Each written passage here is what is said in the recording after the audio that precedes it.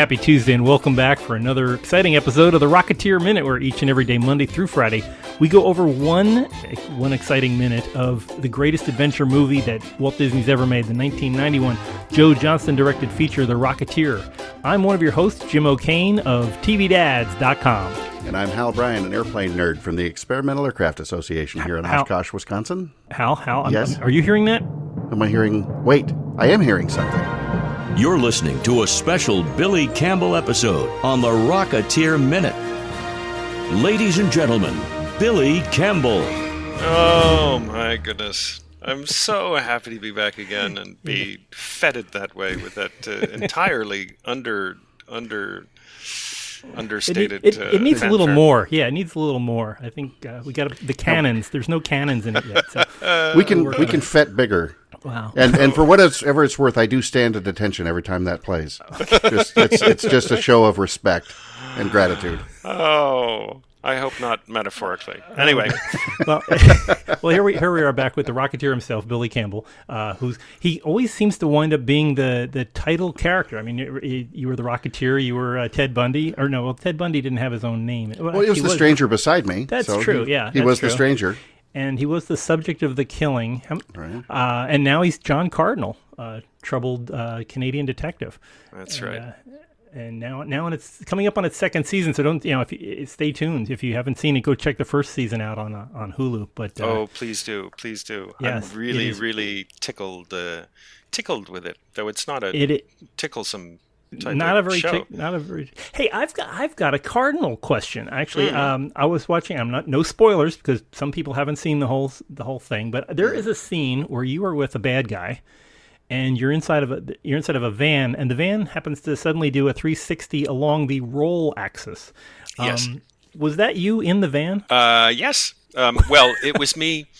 It was me. There was the actual flip, and then there was they wouldn't let me do the actual flip. Okay. There's there's like a lockdown camera, and the background is sky. But I did do. I did everything but the actual flip. And the actual flip was really interesting. They put what do you call straps underneath the van, and then up one side of it and back onto the roof. And then they had a forklift, a front end loader or something. What do you call like a the one with a bucket on the front? With a bucket on the front. Yeah, front loader. And they had the straps running from under the van and then up to the bucket. And they just lifted the bucket. And so it rolled the van. We were on a soundstage. It just rolled the van. Wow. And, I lobbied to be able to be in the van, but of course they weren't going to let me. And I'm like, look, any one of 100 rugby matches I've ever played would have been more dangerous than that. But I fell off a Zeppelin, for crying out loud. Yeah, exactly. But I did get in there and while the van was moving around and throw myself around the walls and that kind of stuff. So you just get to injure yourself, not having somebody else do it for you. I did get to injure myself. Yeah. Oh, okay. Yeah. So very, very impressive. So another reason for people to tune in, watch Cardinal on many different places.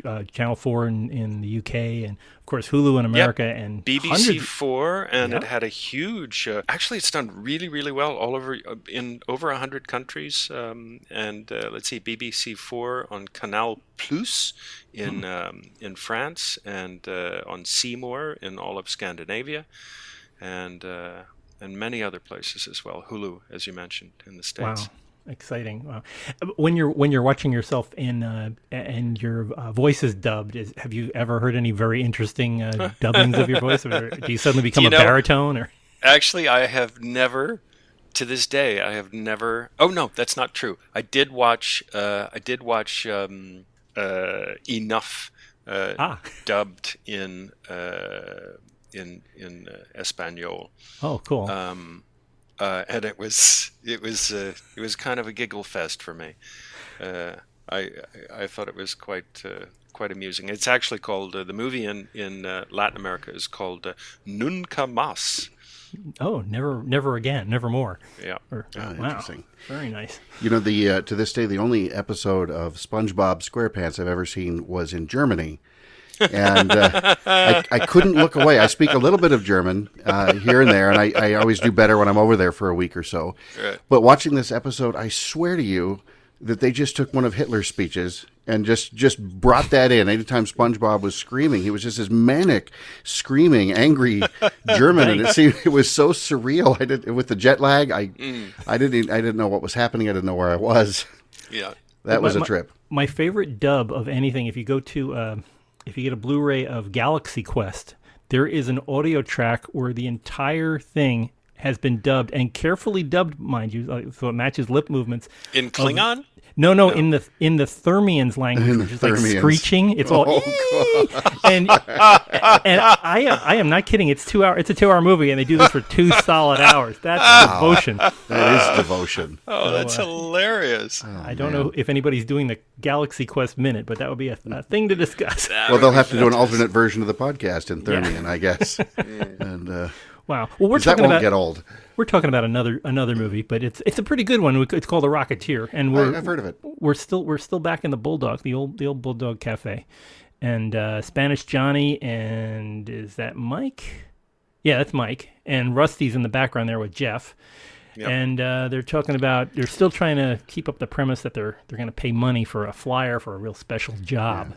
Actually, Jim, I beg to differ. They're not going to pay money. They're going to pay lettuce. Lettuce. I dearly love it. There's a lot of lettuce in this. There's a lot of lettuce.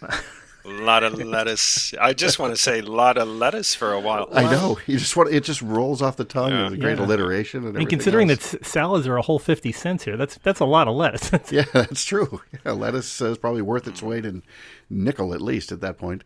Again, I keep looking at Alan Arkin wearing that jacket that is not a vest because of it's an X jacket. It's an X jacket. It's a once and former. Well, what he's wearing, if you look at Petey's in this outfit. Scene? Yeah, he's got it. Doesn't he have a vest on? Well, it's not really a vest though. The more you look at it, it's more of a suit with the sleeves cut off. Oh yeah.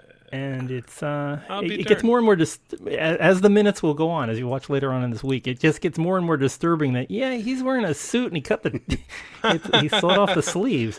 I don't remember about that. It looks like I'm scrubbing through right now. It just looks like a vest to me, but but a vest typically doesn't have lapels. Yeah. I suppose that's true. Well, no, that's not true. Well, I have, in fact, from Filson and Company. I have a lovely vest that has lapels on it. It's kind of an old Western sort of thing. You know what I mean? Like the guys in the. That's what you'd wear when you're dealing.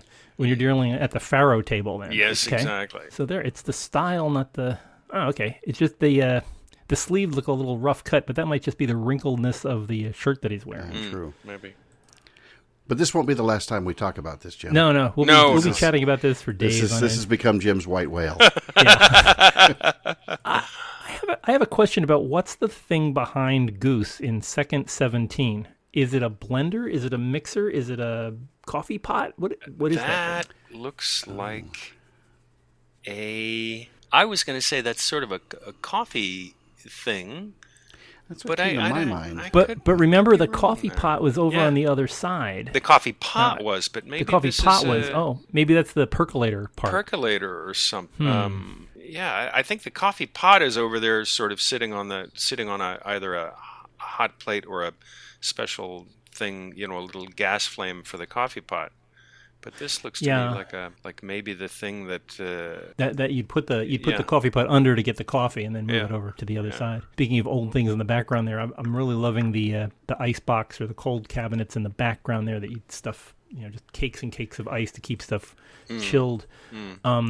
It reminds me of there was a place in Chesapeake, Virginia that a friend of mine used to run a hotel there called the Tides Inn, and they used to do back in the day, you could bring your own whiskey bottles, and you had basically your own whiskey vault. You'd keep your personal brands in a vault, and it looked just like that in the bar at this beautiful bar that overlooked the Chesapeake Bay, and it's all gone now. They flattened the place, and I think it's condos. But of course. Just that but in kind of Chesapeake, is that where Washington College is? Yeah, it's not too far from Washington College. That's right. Whitehall, Virginia. I think that's the name. Whitehall. Or not? Wait, is it Whitehall? No, not Whitehall. Whitehall's down by Charlottesville. Okay, no, it's I'm gonna have to go look at a Google map. Keep talking among yourselves. Anyway, my sister went to Washington College, so I spent. Oh, okay. I was just wondering if I had possibly spent a few minutes in that place, but yeah. Anyway, that's a thread. It's It's what we do around here. Excuse me, it's Irvington, Virginia. It's in the Tidewater area. It's just kind of gotcha. Yeah. It's that whole segment between Richmond and Norfolk that kind of blends in on itself. But it was just a great place there, but they've flattened it, and I don't know what's there. Well, I know there's like condos and luxury houses and stuff like that they've put in, because the land is just worth too much for a place to have a little an old icebox. Yeah, exactly. Yeah. Poor old Goose is making some more snide comments. Everybody's got a little bit of snide stuff going on. Yeah, they're all acting remarkably bravely, except for the hero of the piece, who looks rather like he's been emasculated. Well, it's interesting though, because I think Cliff has the clearest idea of the threat at this point, doesn't he? Yeah, I think maybe that's true. Yeah. Although, let's see, continuity. We know Bigelow is dead. Yeah, right, we already know Jim? Bigelow's dead, but they don't know. He doesn't know about Lady Luck yet.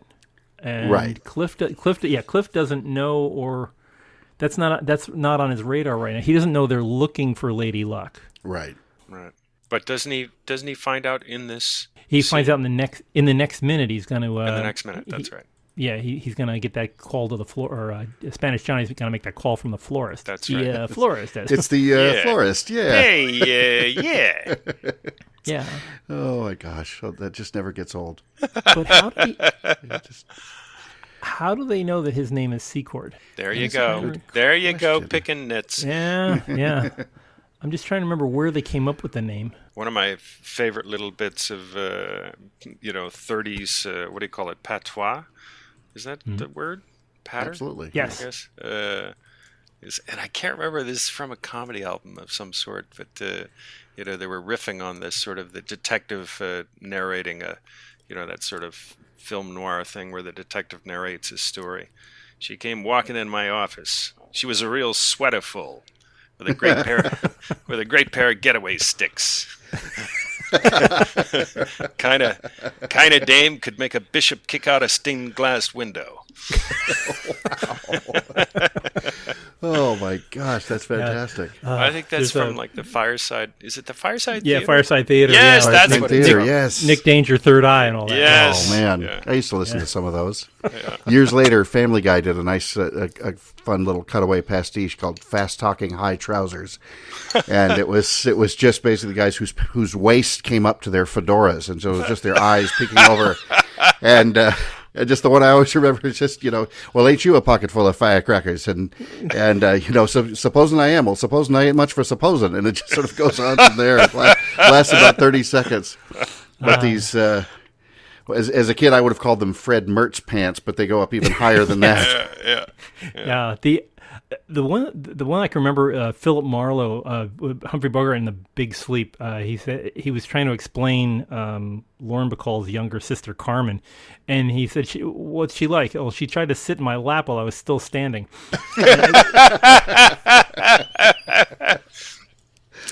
Oh man. This is not making write them like that anymore. No, this is really making me want to pick up Raymond Chandler next or something. Yeah. It's just it makes me wish that this were a series. I'm sorry that they stopped at this one, Billy. This would have been just such a great. I would go see Rocketeer 5, and it's. It still lives on in graphic novels. Both Hal and I just got High Flying Adventures, which is the latest, and it's hysterical. It's just the stuff that's in it is he meets everybody from Superman to Daffy Duck. Oh my goodness! It's quite it's nice to know that the character still continues, and hopefully when we get a new Rocketeer, you'll have a part somewhere in that. I hope. Well, we'll see. Well, I'm really crossed. hoping. Whether I do or not, I'm just hoping they really I'm hoping they gave the thing to somebody who's in love with the original. Yeah, Right. they have to be. And there are a lot of people out there like that. I mean, we're hearing from a lot of them. So. I was thinking about that the other day, that how difficult it's going to be, Jim, to slog through minute by minute a movie we hate. If it's terrible. That's, I don't think we can do it. We won't do it. We'll just ignore it. We'll go on strike. This one never happened. Wow. We'll treat it like Spanish Johnny treats that poor stack of pies. Oh my gosh, all those apple and gosh, it looks like there's a pecan in there somewhere. It looks like a whole bunch of nice, all that just Pillsbury side. Not a bad prop either. I mean, I really like that pie display. Right. And then, of course, as he shoves the pie display over, Spanish Johnny shoves it over, then everybody else stands up, but then the guns come out. This is when that's a turning point in this minute where we might still somehow get away with everybody pretending we're not enemies, but the guns are out, gloves are off, figuratively speaking. Yeah. It's a lovely. It's a well written scene. And most of these were one takes. I mean, you were getting through a lot of these in single takes. Well, I mean, takes of each setup. Yeah. There's coverage that you got to worry about. Yeah, but I don't really recall that it was super sort of difficult to shoot. It's not a. I mean, there are a lot of people in the scene, but there's not a lot of dialogue between a lot of people. So it didn't involve a whole bunch of extra eye lines and all that kind of stuff. It's just it's very straightforward, but it isn't shot like a TV show. They're not doing a reaction. There's a lot of movement on the camera. Yeah. Even the camera is kind of a static camera. Yeah. There's a lot of different angles. They cross the axis a couple of times, so you're behind the counter, you're in front of the counter. Yeah. Yeah. So here's a kind of a silly question, Billy. Right toward the end of this minute, Spanish Johnny shoots the radio, and of course you can't help but watching him close his eyes when he pulls the trigger. But I don't know if if it's a traditional squib that goes off. It seems like there's a much bigger effect that goes off in the radio. There's a really, really bright flash. There's an awful lot of light. Then the hole appears, and the whole radio sort of lifts up and rocks back down. I guess the question would be, are you still sort of in positions when they shoot something like this? Or do we stop, everybody hang back, and we only need Spanish Johnny and his sidekick here, and we're going to set this up and rig it to go? We're probably standing there off camera for eye lines. But we're not, we might have moved back a bit and still be standing in the general eye line that we were. Sure. They certainly wouldn't have us any closer than we were. Right. But these things are mainly relatively harmless. But you can go ahead. Oh, I'm sorry. Where would Joe be? Joe Johnson. Where would he be seating at this far? Would he be at a monitor far in the back of the room? He'd be out. Sort of the video village, I think, as I recall. I don't know. I don't think he might have been in the room. I can't really remember. I can't remember if we had if there were sort of video villages by that point. I think there must have been. Kind of on the cusp. Yeah, I mean they're still doing the monitors and stuff. But I'm figuring if they're out in a tent, he still probably wants to be part of what's going on out, on the set. Yeah. But it's the movies that I've worked on are very small, or sometimes the director is the cameraman, but most of them are just like you're just standing just out of sight of the camera. Yeah. But as it becomes easier to be remote, it helps you have probably a more intimate feel if you don't have a lot of eyes staring at you, other than action and cut. Yeah. When you're doing Cardinal, do you usually have your director in the room with you, or are they close or? They're usually at Video Village, but Video Village is usually just right as close to the camera as possible, and now they've got it so that things are so easily set up, and Video Villages are so small that we have 2 or 3 little Video Villages just on a C-stand that can travel around and be in different places, so that. The producers can have their own little monitor, and then the director has one that's very mobile, and he can set it up just off camera. Somebody comes and just picks it up and moves it to to a different location just off camera. So yeah, usually Jeff, who is directing our this season of the show of Cardinal, he's usually right there, within eyesight. They're not in the eye line. Were there any scenes in The Rocketeer where you were shooting more than single camera? Oh yeah, I think there were. Certainly for action sequences, and I think, as I recall, there were times when we shot. Typically, in a big movie, the lighting is so sort of exacting that even for even if you were going to like a shoot, shot reverse shot or something, you couldn't even a do, shot reverse shot. You can't really do reverses at the same time.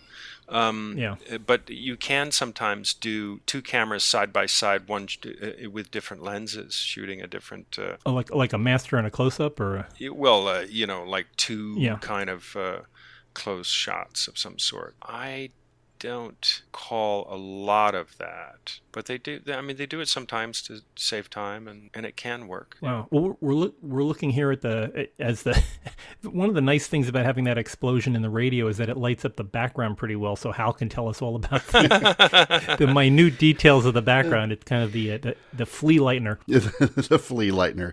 And there's a couple of things I can identify. First of all, you've got the Hershey's candy machine there. Yep, you've got that great 5-cent Hershey's machine. Yeah. You've got just under that 31 Bigelow Air Circus pennant. There's a portrait there. I'm about 80% sure that's Lindbergh. We see him on the sort of the edge of the frame. Then, so moving down from that, there's a bigger picture. You see a photo of somebody in a biplane, and there's a Lewis machine gun mounted above him. That is probably an SE-5. That picture looks really familiar, like it might have been a promo thing from Hell's Angels or something along those lines. And then there's a great sort of classic aviator in front of a water-cooled airplane with a giant propeller. That's probably a de Havilland DH-4.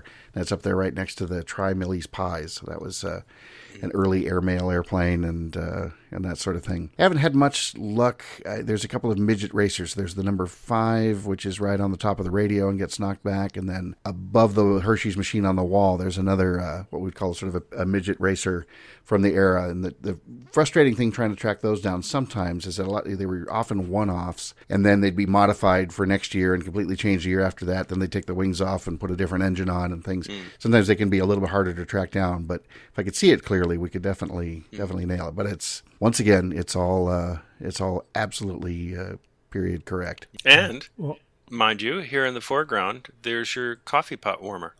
Your gas-fired coffee pot warmer. Yeah. Where it lands. Wow, that looks OSHA correct, doesn't it? Oh, sure, it's fine. Yes. Yeah. Ouch. And I like the big glass straw container up on the shelf. I don't know what it is. I have always loved those. I always thought that was the coolest thing. You lift them up and they pull the straws up and out, and the straws all sort of naturally sort of lean out for easy access. Yeah. It's one of those tiny little snippets of brilliant design that probably underrated. It's a silly thing, but when you go to Johnny Rockets in the U.S. and they bring out your hamburgers and things like that, the last thing they do is they present your soft drinks is they'll put that little straw container up and pull it out so you can grab the straw. And it's a simple thing, but it's like, wow, that's really cool. Right. And then they draw a smiley face in ketchup on a paper plate. Yeah. We go to the same places, Hal. But so far, never at the same time or in the same state. And Johnny Rocket still hasn't reached out to sponsor us. So we'll, someday. when the Rocketeers comes out, the sequel, maybe we'll hear from them. There you go.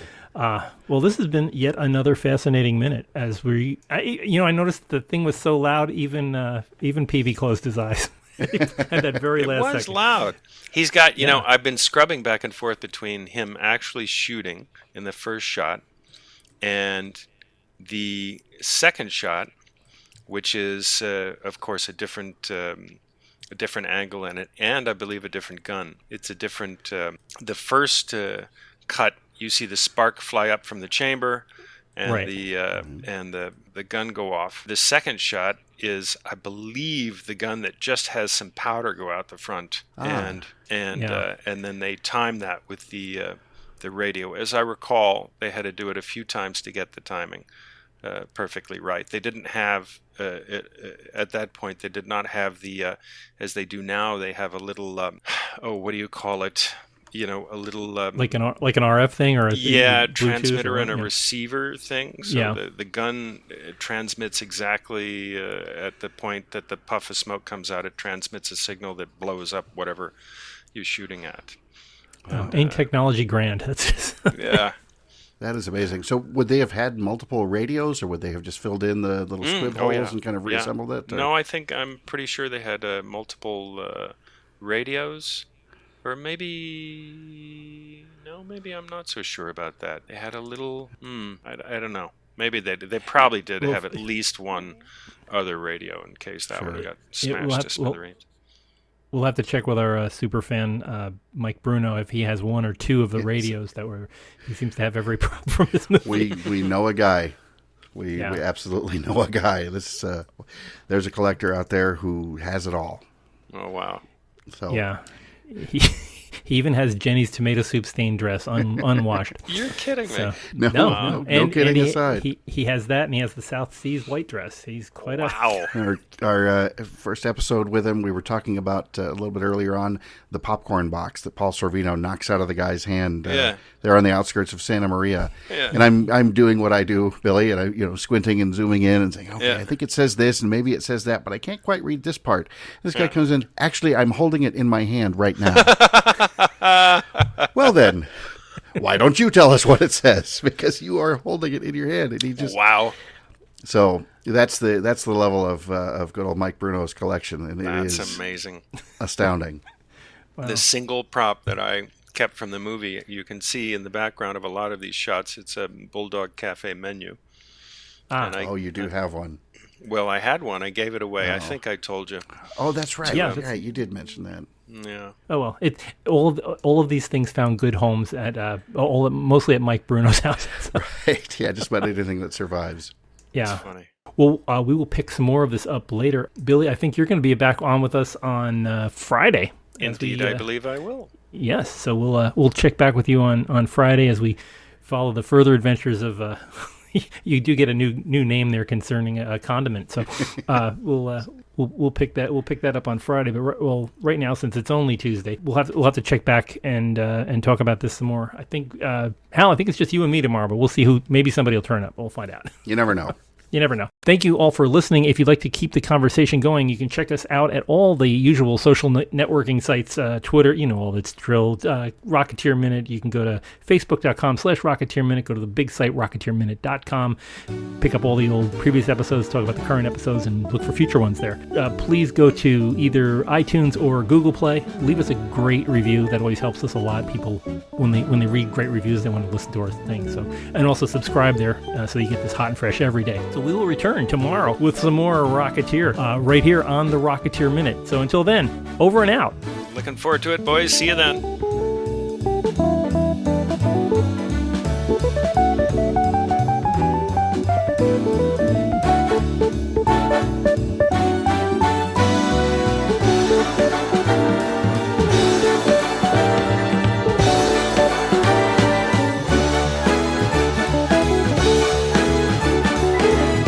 Go get him, kid.